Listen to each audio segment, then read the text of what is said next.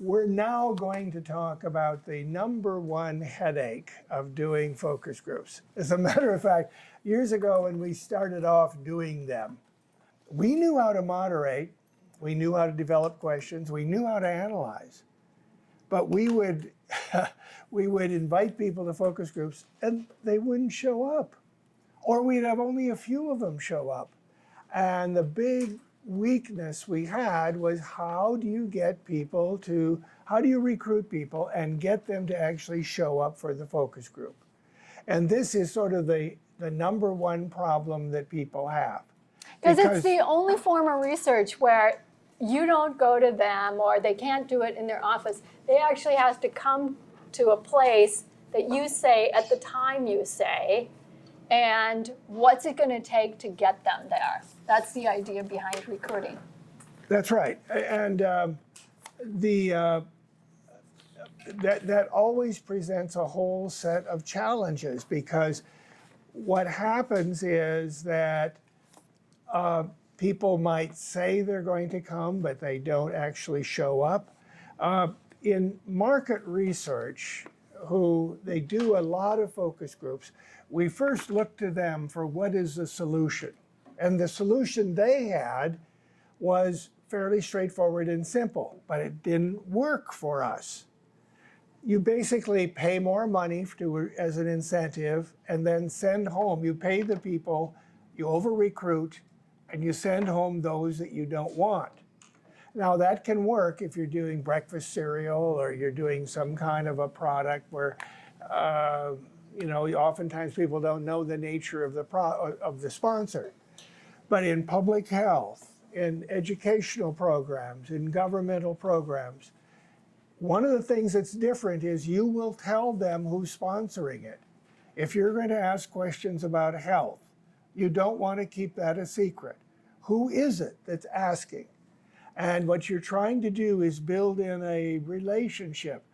By you coming, this is going to help the community. It's going to make it better for other people in the community, because we'll have a conversation and we'll be coming up with solutions. Now, how would that work if you over-recruited and someone came and said, no, we don't need to listen to you now. We don't need you. You can go home. Yeah, go home. No, you can't do that. And so that solution of paying more and sending them away didn't work. And so what we found was there was a better solution to this, and Marianne in a minute is going to talk about it. But I want to first talk about the type of people you're looking for. And there's a critical word we call information rich. Now, in focus groups, we talk about the sampling as being homogeneity or homogeneous samples, that everyone in the group has something in common. Well, it could be age, it could be gender, it could be where you live, it could be a family characteristic, you have children or not have children, it could be something you've done in your life, it could be a health condition. But everyone has that thing. That is the common thing that brings them together. Now, on any number of topics like that, there's an interesting thing, because there's like a continuum of insight that people have. On any topic, there are some people with deep, rich insight on a topic, and there are some with very little or casual. They haven't thought about it a lot, they haven't experienced it a lot. And one of the strategies is, when we talk about information rich, you're thinking about the people that have that depth of information about the topic. So if you're wanting to talk about something, like for example, we had a grandson a few years ago who was in diapers. And the mother, Tommy's mother, was invited to a number of focus groups on diapers. And it was a very wise decision. They didn't invite me. I know how to change a diaper, and I don't do it very often. It's been a while, but I could do it. And they didn't ask the father, they didn't ask Marianne, they asked the mother. And the reason was she was the one who was buying the diapers. She would study the labels. She would tell us what she looked for on those labels, on the diapers. There were certain qualities, certain features. I was completely unaware that those things were happening. So she was the one making the decision. That's about which diapers to buy. That's what makes her information rich. She's the one making the decision. And one of the mistakes that people make is they get people with a casual information. You know, you invite me to talk about diapers. That would be a mistake. I would give you information, but you shouldn't depend upon it. We're just working with some public health people in Wisconsin, and they wanted to do focus groups with farmers around the stress that they're having related to the farm economy, and they're having farmers commit suicide. And so they said, okay, we're going to get together and we're going to do focus groups with farmers. And so then we had this conversation about, well, are all farmers the same? And then they said, well, no, the crop farmers are probably economically a little better off. It's actually the dairy farmers that are really having a hard time. So they're the ones who are most stressed, so they're the most information rich. So it's not all farmers are the same. You're looking for, are there some that are dealing with this more, would be able to talk about this more. So that's the idea behind information rich. Sometimes when focus groups don't go well is because the people weren't information rich, who were they couldn't really talk about what you wanted to know about.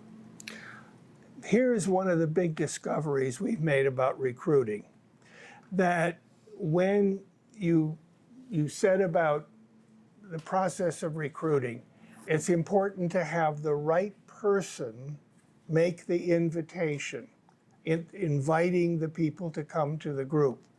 And one of the things we found is that if you say things like, oh, you're just one of many that were randomly picked, people don't feel an obligation.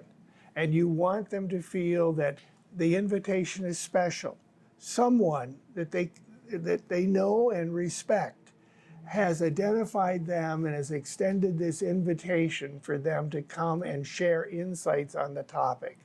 And they begin to feel personally they're invested in this. And so one of the things that we've discovered is to find the right person who can make that invitation. And it's much more effective than just like for a while we would get sort of the newest person in our team to make the phone calls or make the individual invitations. But they knew the least about the topic. And the people didn't know these new people.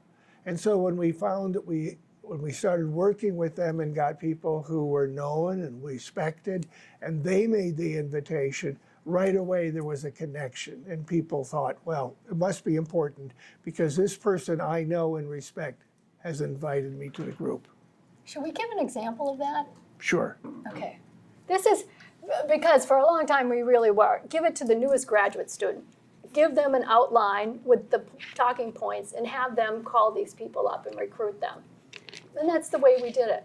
And then we were working on a study with the Veterans Health Administration, and we wanted to do focus groups with veterans who were suffering from severe depression and post-traumatic stress disorder.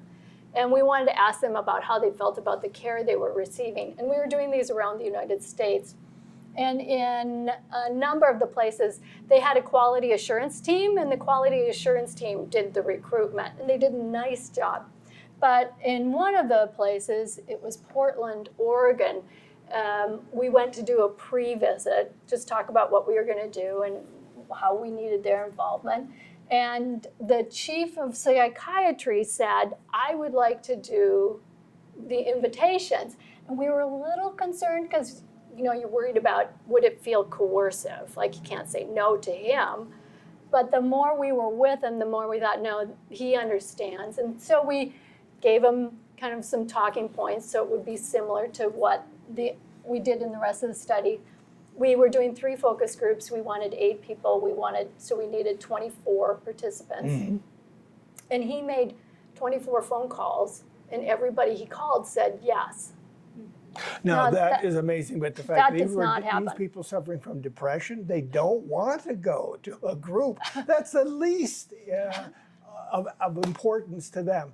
And every one of them said they would go. And then when I went to do the groups, everybody actually showed up. Now that doesn't happen either. And then at the end, they were getting $50. So at the end of the focus groups, I'd give them the incentive and they'd sign that they had gotten it. And I had a number of people who handed it back to me and said, it was such an honor to have been invited by him. You just keep that money. That never doesn't happens. happen. Don't expect that to happen. So all of a sudden we're like rethinking how we're doing recruiting. Like, wait a minute, we have this backwards. Yeah. Maybe the thing that makes them feel more special and respect is to have somebody they know and respect do the invitation. So now what we do is, if we can, is there somebody in the organization or somebody in the community that if that person invited them, that it would be an honoring kind of experience. Now, sometimes those people are really busy and they can't actually do it. And in those cases, we'll ask, can we use your name when we make the invitation? Can we say, Dick Kruger gave me your name and said you might be willing to help us with the project we're working on. So right away, if they know Dick, they're like, oh, if he's involved, must be okay, I'll keep listening. So that's the whole idea about get the right person to do the recruiting. Let's talk about the process of actually, because there's a multi-step process of doing the recruiting. What's involved in that? Well, the two words we use when we think about this is that we want it to be personalized and we want it to be repetitive. So again, the personalized is we're not just inviting anybody, we are inviting you because you know something, you've done something, you've got some expertise we want to tap into. And the repetitive part I'm going to go into. So when we're doing the recruiting, we usually, for most groups within a community, start maybe 2 weeks before the first focus group that we're going to do. And based on what we know about them and people on the team who are like them, we'll set a time, date, and place that seems like it's the most convenient thing that we can do from their standpoint. And so we do that. We don't gather names and then try to figure out a time. That's make you crazy. So just figure out time, date, and place, and then we start making the invitations. And what we want to do with the invitations, if at all possible, is again to make them personal. So we try, if we can, to invite them by phone or in person, if that's doable. And so we'll make the invitation, and then as soon as they say yes, then we'll ask them, say, well, we'd like to send you some follow-up information. Can we use your email or should we send it to your home? Then we'll send them a confirmation letter, says thanks for agreeing to do it. Here's the time, date, and place. We're only inviting a handful of people, so if for any reason you can't come, let us know. We'll include a map if that's appropriate. We'll include a consent form if you need to use those, just so you don't surprise them with those. And then say, if for any reason you can't come, call us and we'll invite somebody else. And then the day before the focus group, we do one of those dentist reminder phone calls. We'll just say, we're looking forward to seeing you tomorrow here, time, date, and place, to talk about this topic. So by the time they show up, we've had like 3 contacts with them, and we talk about what it is that they have, know, or whatever that makes them information rich. We also talk about, when we're doing the invitation, we'll talk about what the incentives are. And Dick, do you want to actually do your little demonstration of what the incentive is? Sure. Do we need a different chair? No, Here. that's okay. I can do it from this chair. People like, what is the incentive? Is this sort of like a salary? Is this sort of like, how does that work? Do we A surprise gift at the end? Surprise gift at the end. Can we just tell them we're going to give a gift? Now, here's a way of thinking about an incentive. Okay, this chair is the most comfortable chair in our house. And maybe it's Monday evening, and I had promised that I would go to a focus group at 7 o'clock. And right now it's 6:30, and I'm sitting in this most comfortable chair. It's nice outside. We haven't seen temps like this in 7 months. It's lovely outside. And I want to just sit out on the deck and enjoy the good weather. The warm summer breeze is starting to come. And then I remember I promised I'd go to the focus group. I don't want to go. 2 weeks ago, it sounded like a good idea. I said yes, but now I would I wish I wouldn't have to go. Well, this is where the incentive kicks in. They said something. Something would happen if I went, or there would be some occurrence, I would receive something. Now that's the lever.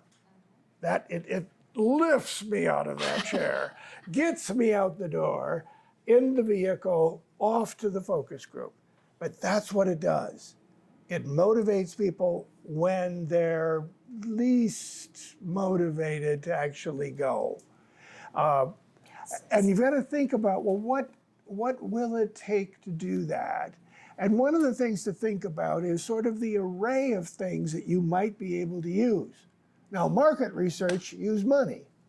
Now, money, that can be of some value, but in the public area, that becomes more awkward. It sometimes is very difficult. Sometimes we'll use these gift cards from Target or other kinds of stores. And so, if we use money, it's not at the rate that the market research. Market research will often be $50, $75, $100, maybe more. When we use money, it's more like $25, maybe $50 on certain kinds of studies. But don't limit yourself to money. You have some things you can use as an incentive that those market researchers can't use. And what we recommend is think about kind of a bundle of incentives. And you're going to mention these things when you make the invitation before you actually say, could you join us? And you can appeal to sort of the better angels here. I mean, like, by your coming to this group, we're going to learn things that are going to make our community better. When we invited these veterans, we told them that we're going to be getting some insights so that we can improve the quality of veterans' health care. And I think that's one of the reasons why that chief of psychiatry was so good, because he said, I can tell them, I can give them assurances that we're going to use these results and it's going to have a direct impact on other veterans. There's a lot of loyalty they have for each other. And market researchers can't use these things, but improving the community, making it a better place to live, helping deal with people who have certain kinds of diseases or ailments or struggles in life, and that by your coming, we will get insights. Or one that I think is powerful is you'll have a chance to hear how others say something about that. Well, and this one came from, I was doing telephone focus groups. So we're not going to talk about those today, but you can also do telephone focus groups. I was doing them with farmers around the Midwest who had had problems with corn rootworms. And these are worms that eat the roots off the corn and then it falls over and then they can't harvest it. And so they were getting $50 and it's an incentive, but I think for a lot of these farmers, $50 wouldn't have made a difference. But and I was doing the recruiting for this, what I also said was, you're gonna have a chance to hear how other farmers are dealing with corn rootworm. They were in. That's what the incentive was. Because nobody was talking about this, and if they could find out, and it was very spotty, kind of isolated, so then who else do you talk to? This was a chance to hear from others. I think we don't use that enough as an incentive to say, look, you're gonna be able, that's one of the things, you're gonna be able to listen to other parents, other farmers, whatever. Often people who are in specialized fields really value the chance to talk with others in those same kinds of fields about problems, how they handle concerns and difficulty. That can be an incentive. I mean, the incentive at times could be food. I mean, it could be that you have a special meal, you have some snacks that you provide for them to come. The Red Cross did some focus groups where with some recent immigrants from Southeast Asia. And what they offered was a 40-pound bag of rice. And they said, they told them that they had to bring some way of getting the rice home because it was too big of a bag to carry. They would have to bring a wagon or a vehicle or something. And so after the focus group was over, they went out, a big, strong person lifted these 40-pound bags and gave each person their 40-pound bag of rice. Now, that was a pretty popular gift to give. That was something that would serve the family's needs for a number of days. And so think about what is it that you have. You know, the manicures, New Orleans. There are other things that you might be able to provide to people to show that you appreciate them coming, or it might even be relevant or related to the topic. But what we know is that there are a lot of people that if they're asked to do something that will advance a scientific cause or something they believe in or something they're concerned about, you know, money is not of that much of a concern as it is that cause that they believe. So get to know the people. Think about what words you use when you invite them. Use a combination of incentives, and that's powerful. One of the other things we've done is sometimes we team up with like nonprofit organizations or educational organizations, and we work with them. We were doing some for the U here, and they wanted to pilot test a video they had done on health, and they wanted women who had children, and the women needed to be between 25 and 45. And I was like, okay, how am I going to find these women, right? And so in our neighborhood, there was a little Catholic school around the corner, and I thought, well, I'll just go over and I'll talk to the head of the PTA. And so I said, you know, here's what we're trying to do. For every mom that you can get that meets these screens, I need 8 of them, for every mom, we will give $50 to the school. And so I gave her the talking points. She did the invitations, and then the money, and it worked beautifully. Now, I think a couple reasons. One was they said yes to her, and because they said yes to her, they're more likely to show up than they said yes to me. And the other thing is, again, I think $50 for some of these moms wouldn't have been incentive enough to have them participate, but because it was going to the school, it worked. And so then we actually went to different kinds, because you don't want to do them all with the little Catholic school. You don't know what kind of bias you're creating there. But then we did them with other kinds of nonprofit organizations around the cities, and it worked really well. And we actually used the school for a couple of studies and then didn't have anything where it fit for a while. And then I got a call from the head of the PTA, and she said, do you have any more of those studies going on? Because they are so much better than a bake sale. So, so that's another option, to see, can you work with some nonprofits for your studies?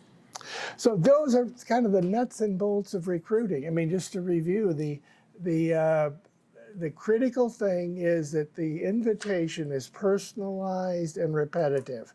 And we talk about a series of steps. People have come and they said, you must really want me. You've invited me 4 times. So we said, yes, that's right. We really do. And then having the right person to extend that invitation is a very powerful factor in getting people to show up. We do recommend a little bit of over-recruiting. I mean, we often find that we get around 70 to 80% of the people that say yes actually show up for the focus group. And so our experience has been that you rarely get 100%. Sometimes you do. So if you want 7, you might invite 8, but probably not 10, because if you invite 10, you might get 9. And so you think about how many do you want, how many can you work with, and one of the things we find is having these large focus groups. Some people say, well, isn't that a good thing? Isn't more better? Answer is no. When you have a large focus group, and we find that up around, once you get over 8, what happens is the quality of the information gets more trivial. And that what people talk about is they truncate what they're saying, and they give you bits and pieces, but they don't fit together. You lose that richness. When you have 5 to 8, you have enough of a size where people can tell you the reasons why something is happening, give you the detail. And so groups of 10, 11, 12, 15 or more, oftentimes you really do get real sketchy information. If you had 12 people, you'd be much better putting them into 2 focus groups. Well, in market research, we'll use 10 to 12, but again, they're talking about house paint and, cars. How much do you have to say about, maybe you have a lot to say, but it's different than talking about your health or talking about your benefits or whatever, where you can go in, you usually want information that's more in depth. So fewer people is better.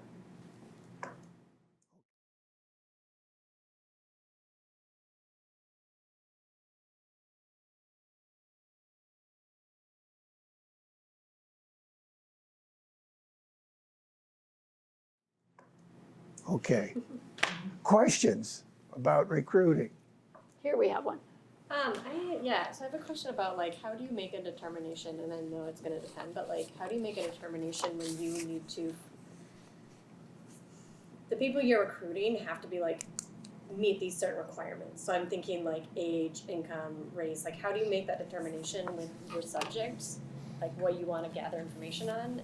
Yeah, because some of it may be confidential or you don't want to ask. Or I'm thinking a mother with a child that can span so many different age ranges and races, and obviously it's gonna be women, but how do you make that determination? I only want to speak to these 20 to 35-year-olds or something. Well, part of it is to think about what you're going to use the information for.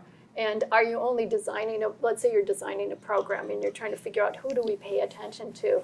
Part of it is who are you designing the program for? And are you going to design it? Are you going to design subcategories of it and for different kinds of populations? Then you might do more groups and have them with different kinds. If you're kind of doing it a more general, then do you listen to a more general kind of population? So part of it is always thinking about how are we going to use this? What are we going to do with this? And oftentimes that'll help you figure out who should be in the groups. That helps. Back there. This is a technical question, but the example you talked about, we're going to the school and talking to the PTA. How do you work with IRB around that?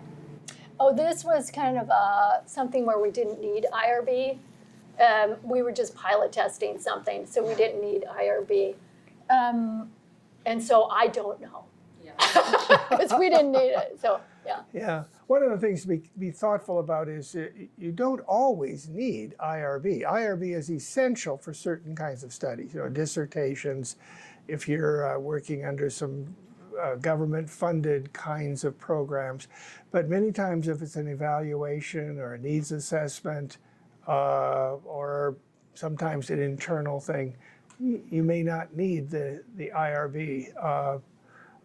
If we did, what we would probably do is we would probably have sat down with the lady who did it and be sure that we were comfortable that she could provide the instructions and the information, or we would go there and provide the instructions.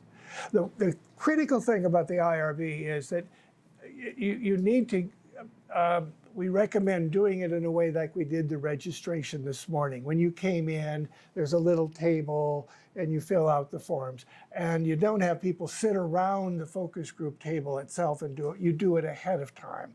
And then you also do some individual discussion that if they have a hard time reading or understanding, you can give them a little information about what it is.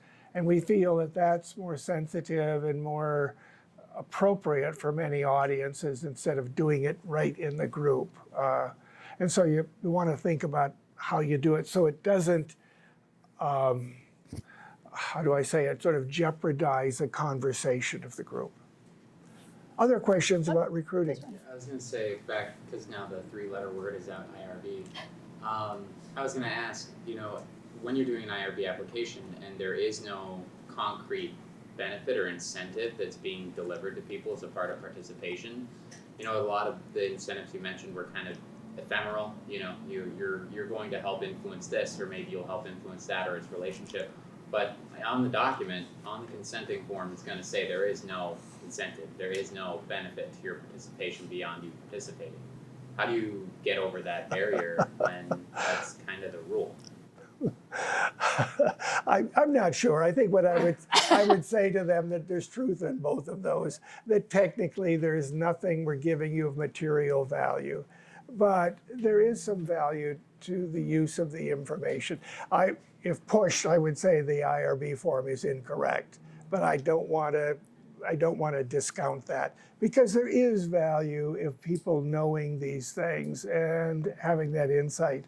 But I would probably kind of waffle around it and say there's truth in both. But technically, you're not. What they're worried about is you're not getting something that will unduly influence your comments one way or the other. There's one more thing I would, go ahead. Okay, I have a quick question. My question goes to the recruiter. Like the way you said, it's good to get someone who can be helpful, like in the recruitment process, who know the participants and things like that. So I was wondering, how do we determine this recruiter is a good fit and is not like interfering or influencing the participant? I mean, just to be voluntary, not to fear. Like someone told me to participate, I don't have option, I have to show up. And that feeling of like, wow, this is really a good study, I need to volunteer to participate, just freely without like those two attachments. Just because you're asking that question, I think I would be in good hands with you. Because you're asking kind of, how do you do this in a way? And it's hard to say in the abstract about how do you know this person is the right person to do the invitations. But again, often we'll have somebody on the team, like the people that we're trying to recruit, and that would be one of the questions we'd have for them, like who should make the invitations, and or what kind of person should we look for to make the invitations, or what do we have to be concerned about related to making the invitations. So that's what I'd think of when I was thinking about that. What would you think of related to it? Same thing. Same thing? Yep. All right. Good. Okay, another 10 minutes. One more thing. I was just going to say, when we used to design, somebody has said, I'm interested in how do you design these studies. One of the things that we do differently now than we did when we first started doing focus groups was, when we started, we would just schedule all the focus groups for 1 week and we just kind of get them done. We don't do that anymore. So what we'll do is we'll schedule one, we'll do it, and then we'll look at, what did we get? Did we get the right people? Do we need to change our recruiting at all? Did they show up? Is there a problem with that? We'll actually analyze that first group before we do the second one. And what we're doing is we're looking for, what do we have, what don't we have, and what can we do differently to improve the next groups. So now we're kind of doing focus groups in stages rather than all at once. And we're trying to learn along the way. And so we're feeding in what we're learning into the next group. So for example, maybe I've done a group and at question 6, they actually reverted back to talking to question 5 and I didn't notice as the moderator. If I analyze right away, I'll know that. And then I know in the next group, okay, I need to get more information related to that. And so we're gonna talk about analysis next, but again, we do it all along the way and not just at the end.